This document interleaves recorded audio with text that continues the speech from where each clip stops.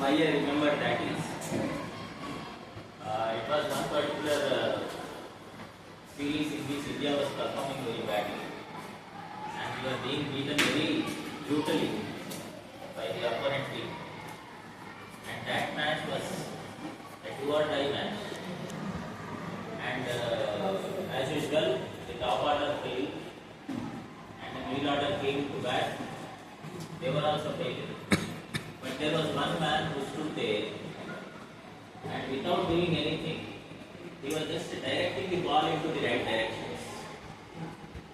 And in cricket they talk a lot about footwork and all. That day the person did not move an inch. No footwork was found. But he scored a century. Just by directing the ball into the gaps. He was none other than the god of cricket, Thakur. He put the right direction to the ball. Now after he bats, when you send a gully cricketer, it will be very horrible. I am right now in that condition. Because after what Moise had told in the morning, I feel like I've been sent like to bat on that pitch. There is Thakur has set record. So after his presence, what is left for me to say? I don't really understand actually. But because I am supposed to stand here following the instructions of my seniors, I would like to discuss a few things. Govaram Bodhana or capacity building program. Once again, I thank those who wonderful teachers who helped me revisit those days of capacity building program and also the programs happen in Govaram Bodhana. But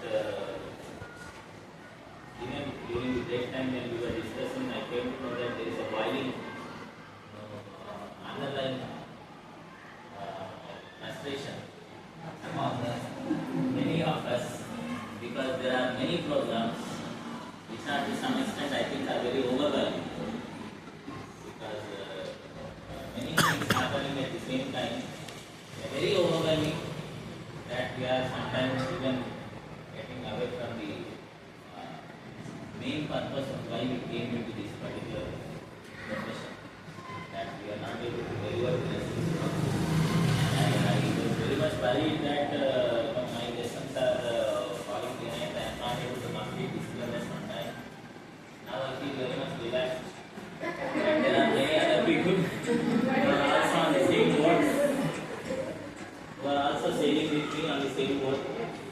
So I think I can go back to the class confidently next time, forgetting my fears of not being able to complete the syllabus on time in the staff room itself. So now when we talk about syllabus and all, because I was asked to take a micro-teaching talk, I seriously did not know that today again I will be called because I thought you would be bored listening to me last time only.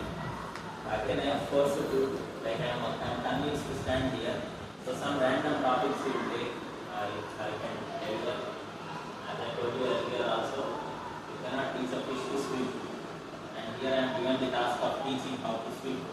So we'll take some small topics only because it's just micro teaching. We'll discuss some verbs and if possible we'll get into the voice part of it. Long ago, when I was teaching one of the other schools, one ukulele boy came running to me. I told him, bring me to Red Bells. The boy went and he came back with only one letter. I asked him, where I told you two. He said, yes, two. I said, no, two. He said, yes, two. No, you do. I don't do. Then he said, yes. There are two pens, there are pens there. He did not say two, there are pens there. 1, 2 pens. So he actually brought the second pen. He did not bring the 2 pens which I asked him. So when we communicate, He was actually right. For a UKG boy, you cannot be teaching cardinal numbers and all that. He was absolutely right in this way, but not to my question. My expectations were different, and his way of answering my perception, we call it. So same way, here let us take some verbs and their forms and how we can connect them to various other topics of English language using the same concept called perception. Now, but before we get into that, some other day I have been doing capacity building program on Interasi. There is anything else also, like the alliteration song which you told during that program. I don't know about songs and all that, I will get it, but one thing we see, I have always got this idea of teaching these tenses with the help of one small story, very small, very tiny story. That there are three mothers, one mother named the past, one mother named the present, the other mother named the future. And each mother was having four daughters. Each mother was having four daughters. So first mother thought that I would teach my four daughters how to cook. So she started teaching those four children how to cook. Fortunately for that mother, the first child learned it in a very simple manner. So she was named the simple present tense. The second child continuously learned how to cook despite being day or night. So she was called present continuous tense. The third girl was very smart. She learned it to do perfectly. So she was called present perfect tense. And the fourth one, though she was perfect, she was not satisfied. So she went on doing it continuously. So she was called present perfect continuous tense. Now you know,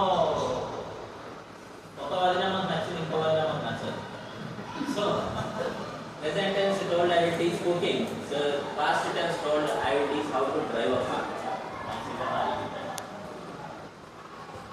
All children also the same way. First one learned it in a simple way, second one did it continuously, third one did it perfectly, fourth one did it perfectly and practically.